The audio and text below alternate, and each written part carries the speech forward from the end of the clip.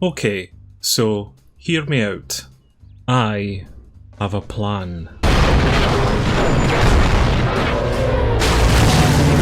Yes, and by the fact that you're watching this episode means that the plan probably did work out, or on the other hand, maybe it didn't. But if I have to sit through this nonsense, well, so do you. Anyway, the plan couldn't be any simpler. I'm hoping to try get my summoning level up to 75, which if you've been following my hardcore idiot progress, you will know that I will require that for the Plague's End quest. So this is going to involve getting a lot of charms as well as ingredients today just to make some pouches. And FYI, the Dragon Impling only gave me 3 Dragon Stones there. So the overall plan isn't too complicated. There's just a lot of different factors that I need to take into account which will either make it succeed or it's just going to fail miserably. But I actually have sat down with a calculator for this one and even turned the power on for it, and I think I know roughly how we're able to get these levels. I have a few summoning charms that I can use, which I mainly got from ED3 runs as well as by killing the Arch-Glacor. But I'm most likely going to require a lot more charms than this, so that's one part of the plan that I need to take care of. The second part really is just trying to get my hands on more of these little buggers here, because I'm absolutely broke and those things in quantities really start to stack up on the money front. I mean, according to the wealth evaluator, my idiot is worth over 200 million, so where the hell is all that money? If I were to take a guess, I would reckon it would be somewhere in this tab here, just full of a lot of alkables that I still need to alk. Which, yes, will then mean that I will need to get myself a lot more nature runes just to do that. Which shouldn't be too difficult to do. I do have the pure essence as well as the ability to make nature runes. It's just going to take a little while to actually get the nature runes for it. But that's pretty much the second stage of this plan. The third one will be actually getting the ingredients that I'm going to require to actually make some of these pouches, which is actually going to be dependent on how much experience that I get per charm, which if I level up means that I could unlock a different pouch to make with a different form of charm, and so on, just until we eventually get the right experience by making the right pouches. I don't know if that made any sense or not, but my head's already starting to hurt. So, enough trying to explain, let's maybe just get into this. Which we are going to do by tackling stage 1, trying to get some more summoning charms. And hopefully this baldy muppet here is going to help us out with that. Right you, where is the obelisk? I want to do some familiarization. Have I already done familiarization? Well, apparently I already have, so yes please, give me some goodies. That's an achievement. Well, that is really handy actually. I can't for the life of me remember whenever I did familiarization, but that has saved some time because he's rewarded me with this charm drop enhancer. So it's straight off to fight the big frozen idiot to try get myself quite a lot of these charms in, which I'll use the enhancer just at the end of the kill here, just to maximise how long it's going to last for. So he's now underneath 10k health, so let's tear this charm drop enhancer, which is going to last for 40 minutes. That's absolutely fine. So that's going to be 40 minutes of killing this big idiot here, so long as he does give us a lot of charm drops, which let's just double check, and so far that's just 5 of every type. Maybe it doesn't work on him. That could have just been a bad drop there, so I'll do another kill just to double check. But I really hope you can, son, because otherwise it's off to the Shadow Reef for me. And that's another kill, so how many charms did you give me this time? Just 10 greens and 5 blues. Okay. I really don't think that the charm enhancer is working on this boss, which means it's straight down here to the Shadow Reef just to do some trash runs. And hopefully these guys will give me a lot of charms here, but we'll soon see. And also, do you like the new Nechrite armor that I've got on? It's not upgraded fully yet, but we're getting there with it. Well, I don't know necessarily if the charm enhancer is working down here either. We only got 3 blue charms for that, so we'll see how long we want to spend down here trying to get them just before heading back to the Arch-Glacor once again, because at least we're guaranteed the 15 with him. Yes, even with the triple charm drop down here, I reckon the Arch-Glacor is going to be a lot faster to get them from. If the Arch-Glacor can guarantee me 15 charms every 2.5 minutes, then only getting 9 charms in total here from what I think has already been about 6 or 7 minutes isn't really that great. Really decent experience down here, just not very good on the charm front. Well, it's a good job that I didn't need to do familiarization, because this charm enhancer has been pretty garbage. Let's check our loot here. Which, damn actually, there's a bit of loot in here. Let's bank all of that, and then get our asses straight back to the Arch-Glacor. Yes, this is a lot better down here actually, and apparently that was my 100th kill, but at least we are getting a lot more charms from him. It's just a real shame that this enhancer isn't actually affecting him. But we have about 20 minutes left of our enhancer, so I'm just going to basically spend that time here killing the Arch-Glacor and seeing how many charms we can get from him. So, I'll see you guys in a bit. Well, that's my enhancer now run out, and we did get ourselves quite a few different charms there. I'm really liking the amount of crimson as well as blue ones that we got. So just before I stick those into my calculator and check how much experience that is for them, there's one more thing that I'm going to do, and that is to visit this big idiot here, just to get some charm drops from him. And this is the first time that I've killed Bork in quite some time. I certainly didn't have this armor the last time I killed him. So this is all going very smoothly actually, and in fact, one good Omnipower, that's him then dead. In hindsight, I wonder if I should have killed him with my enhancer active.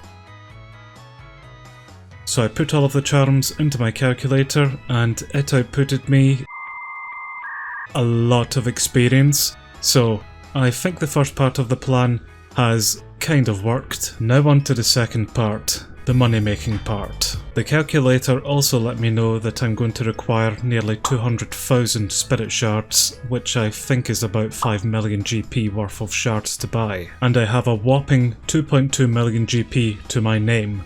So I definitely need to get some high alchemy done here, which does unfortunately mean that I need to do some nature rune runs. So this is going to be lots of fun. And 10 years later, that is my second rune run. And I'm already very bored of this. But don't worry, because I have another plan. Mr. Frosty has been very kind and has dropped me a lot of crystal keys.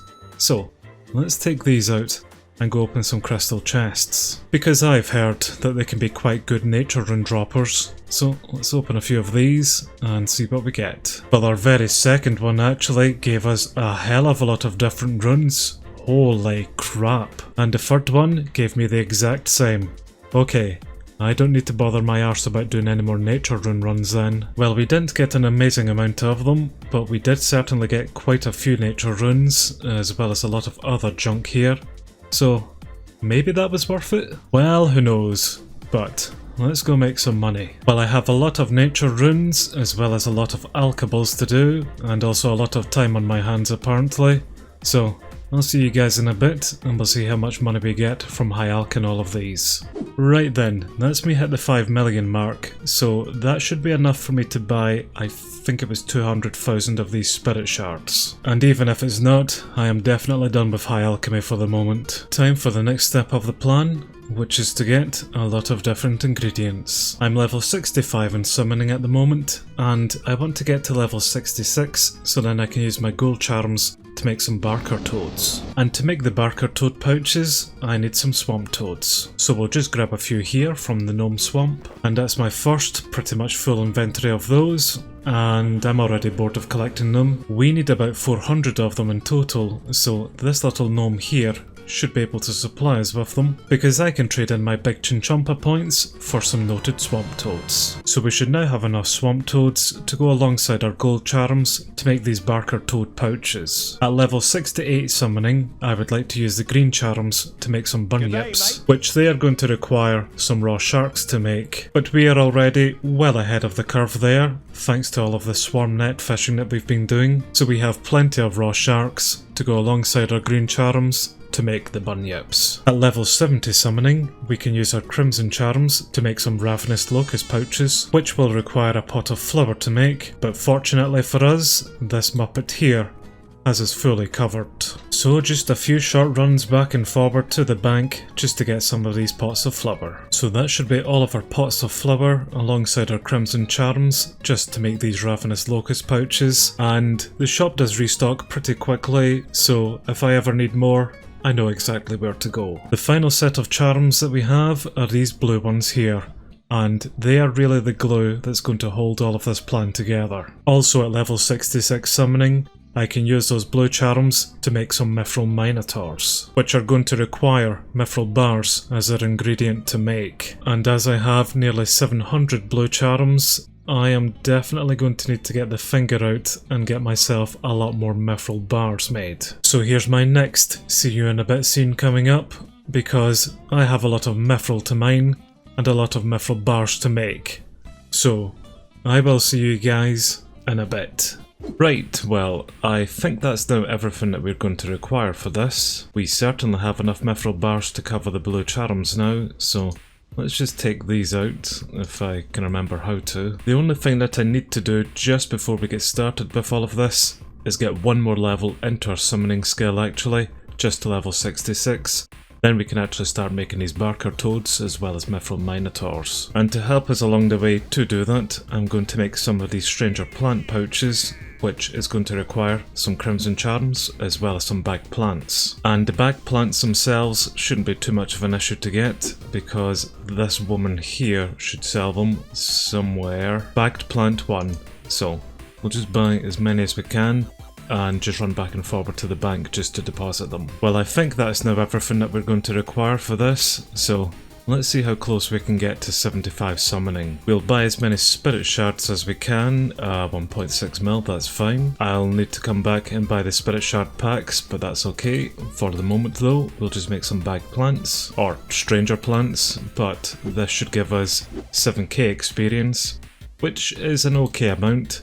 It should be enough to get us to level 66 summoning at least. And I am going to use some spirit gems that I've got, so hopefully that will also help us save a few charms and get some more experience in the long run. And there's level 66 summoning for us. So we can now make the mithril minotaurs with our blue charms, as well as the barker toads with our gold. So I have a few gold charms on me, so let's make our very first barker toads, which is not really great experience, but it's going to be a little bit of a buffer just to try save as many of the blue charms as we can at the moment. But making them should help us get that a little bit closer to level 68 summoning, so then we can actually start making some bunyips. And I could sell my supplies to the shop and just buy them back from there, but money's pretty tight as is, so it's just going to be some running back and forward for me. Plus I may also take some of these pouches away to the swap shop just to get some shards back, just to make this whole process a bit cheaper actually. But this is the last of my gold charms that I've got left, so we'll make another 11 barker toad pouches, and we are now